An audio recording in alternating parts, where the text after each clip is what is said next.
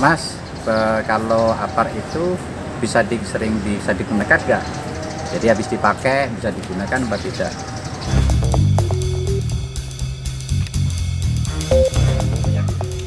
Untuk sahabat damkar di seluruh Indonesia, pada kesempatan kali ini saya ingin berbagi tutorial tentang bagaimana cara penggunaan alat pemadam api ringan yang notabene nanti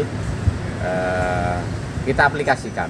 Nah, sebelum nanti masuk ke prakteknya langsung, simulasinya, kita harus mengenal apar dulu. Apar itu ada apar jenis powder, apar itu ada jenis yang karbon dioksida atau CO2, ada yang water, terus ada foam, dan yang kelima ada halon. Nah, di sini kita akan coba menggunakan apar jenis powder, yaitu serbuk dan kimia yang nanti didorong oleh tekanan, yaitu pakai nitrogen atau N2. Nah, pada kesempatan kali ini saya menggunakan powder yang kadar kimianya 90%. Di kelas apa? Yaitu di kelas B, yaitu yang cair. Nah, namun tidak kalah pentingnya kita akan menggunakan apar yang cara penggunaannya seperti apa? Oke, kita lanjut ke berikutnya. Next. Sahabat damkar, saya akan mengulas tentang apar dulu. Kenapa dibilang apar? Yaitu karena apar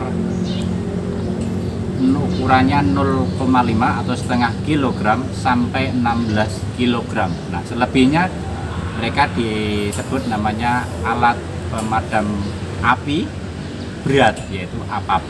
Nah, di sini saya menggunakan karena ringan, maka dinamakan adalah apar, alat pemadam api ringan. Dalam kesempatan kali ini saya membahas tentang apar dulu. Jadi di awal sudah saya sampaikan bahwa apar ada beberapa jenis, ada powder, ada karbon dioksida, ada water, ada foam, ada halon. Nah, kesempatan kali ini sahabat damkar, bagaimana sih mengenal apar yang baik? Oke, apar yang baik adalah satu, di sini di dalam apar itu ada beberapa bagian, yaitu yang pertama namanya valve atau handle. Untuk ketika kita tekan maka akan mendorong keluarnya powder itu dari tabung ini menuju ke selang. Yang kedua ada namanya selang, di sini ujungnya nozzle. Ini selang.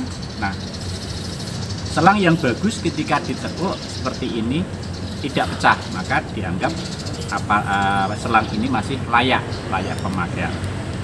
Dan yang kalau secara kasat mata, kalau apar ini sudah ada yang retak-retak nih, ini harus diganti. Ketika nanti karena di sini ada tekanannya, pressure-nya tinggi, bisa nyampe antara 13 sampai 15 bar, maka dikhawatirkan kalau sudah tidak rekomendasi keluarnya ada dari ujung, tapi justru malah dari selangnya. Maka perhatikan itu juga. Yang selanjutnya ada yang namanya pin. Di sini ada yang namanya pin. Pin ini adalah pengunci di mana handle ini tidak akan bergerak ketika kita tekan. Ketika pin ini kita cabut, maka barulah apar ini atau powder yang di dalam baru keluar. Selanjutnya kita mengenalkan namanya manometer. Manometer di sini apar yang bagus, apar yang masih baik adalah jarumnya berada di warna hijau. Jadi posisinya kalau jarum ini berada di merah sebelah kiri dari teman-teman, maka di sini adalah tidak layak pakai, maka harus diretun atau diganti atau diisi ulang. Atau ya sebaliknya, kalau dari posisi teman-teman jarumnya mengarah di sebelah kanan, sebelah kanannya warna hijau, maka juga hati-hati nih, berarti pressure berlebihan. Dikhawatirkan ketika nanti pemakaian justru menjadi cedera atau menjadi ada insiden yang tidak kita duga. Lanjut, nah di dalam ini namanya tabungnya, botolnya. Di dalam ini ada namanya pentil, ada yang namanya per, ada yang namanya pipa untuk mengeluarkan serbuk powder atau bubuk powdernya itu lewat pipa, dan di dalamnya juga ada yang namanya nitrogen atau N2. Jadi itu, nah sekarang kita memasuki tahap bagaimana cara menggunakan APAR. Oke. Penggunaan APAR itu dengan pedoman yang biasa kita sebut namanya PASS, P-A-S-S, atau P-nya adalah pull, tarik pinnya, pull pin, tarik pinnya. Terus A-nya aim, arahkan selangnya,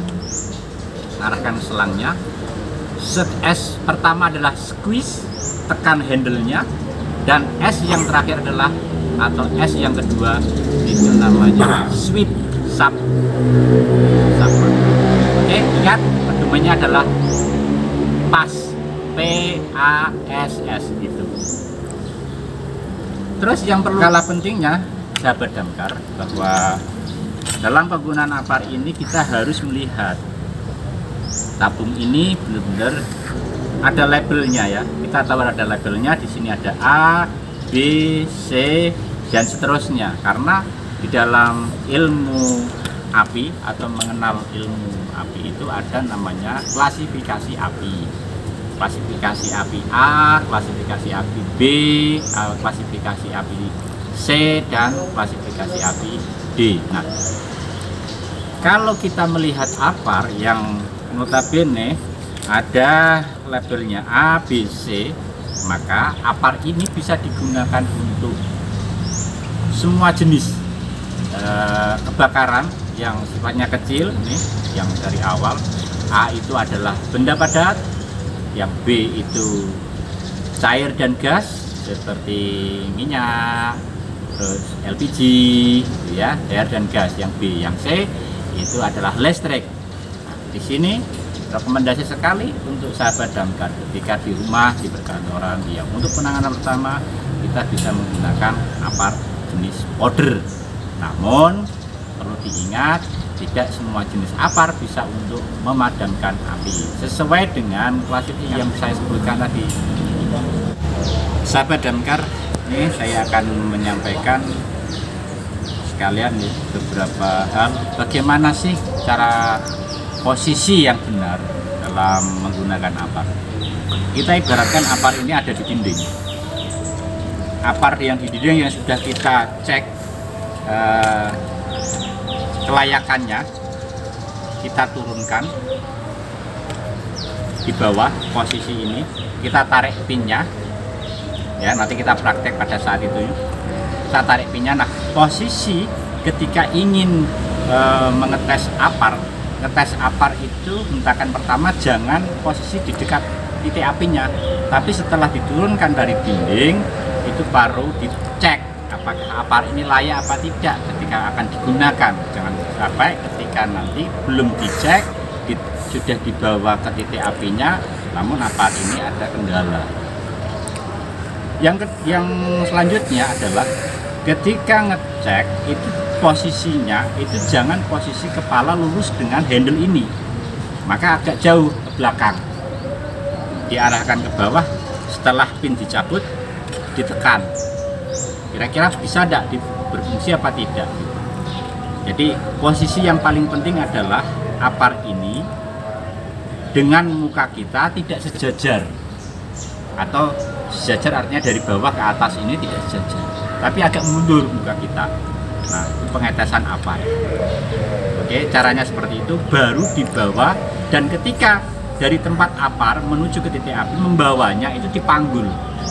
Panggul seperti ini, bawa lari ke tempat titik apinya seperti ini. Jadi, dan ini jangan sampai dipegang, yang handle yang atas ini jangan sampai dipegang. Setelah itu nyampe baru tadi pakai unsur arahkan selangnya, tekan handle-nya, sapukan selangnya ke titik api. Kira-kira begitu sahabat damkar untuk pemakaian apar. Bagi tim awal yang menggunakan apar, tidak kalah pentingnya adalah menggunakan APD. Apa itu APD? Yuk kita menuju ke perangkatnya. Next. Sahabat damkar, pada kesempatan kali ini saya akan mencoba mereview apa sih APD itu. APD adalah alat pelindung diri ketika kita akan melakukan penanganan skala kecil di awal, kan memakai apar tadi. Ya, yang jelas pakai ketika pakai apar tadi. Nah, walaupun pakai apar kita harus safety dong, itu harus diingat. Jadi apa itu APD? Nah, APD itu alat pelindung diri.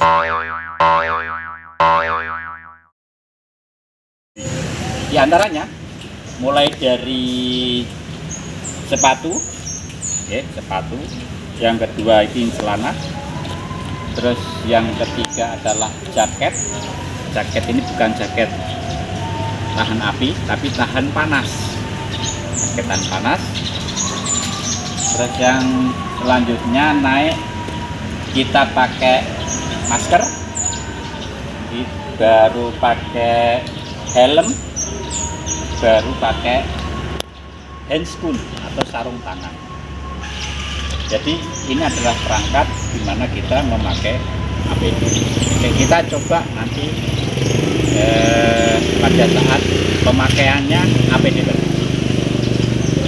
Yang pertama tadi kita setelah sudah pakai sepatu, dan maaf nih saya pakai duluan ya, meningkat waktu. Jadi pakai sepatu, pakai celana, saya pakai APD-nya jaket ini, namanya jaket.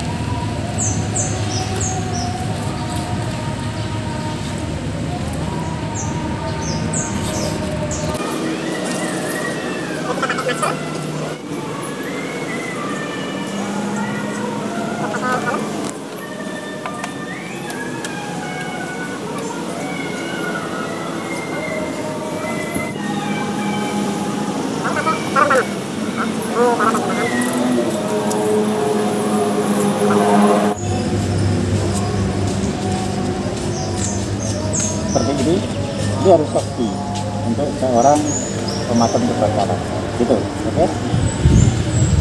Oke, ya, sahabat damkar, kita sudah posisi api sudah nyala. Jadi kita mencoba pakai apar yang berat 3 kilo. Oke. Tadi adalah full, tarik pinnya, arahkan ke bawah, kita hentak. Baru kita panggul ke arah titiknya. Coba aja. Ingat arah anginnya dari sini mana adalah antara 2 sampai 3 meter.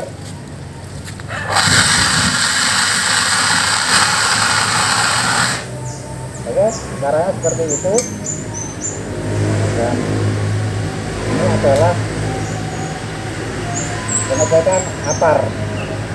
Pengobatan apar, bahwa powder ini bisa dipakai, apar ini layak untuk digunakan gitu. Kira-kira begitu teman-teman. Ketika ada pertanyaan silahkan komen di link saya, silahkan. Jika bermanfaat, like, comment, and subscribe. Teman-teman sahabat damkar, banyak yang nanya, Mas, kalau apar itu bisa digunakan nggak? Jadi habis dipakai bisa digunakan apa tidak? Ini kalau jenis yang powder, khusus yang powder, dia hanya sekali pakai. Jadi apar powder itu habis sekali pakai, maksudnya adalah ketika sudah mau sedikit mau banyak dalam pemakaiannya, maka dia harus diisi ulang lagi, karena beda sekali dengan karbon dioksida atau CO2 yang kita kenal. Kalau karbon dioksida atau CO2 itu mau dipakai berulang-ulang selama CO2-nya masih bisa dipakai. Tapi kalau powder tidak bisa, sekali pakai isi ulang. Itu namun kelebihan dari powder sendiri adalah bisa digunakan klasifikasi A, B, C, bahan padat, gas dan cair.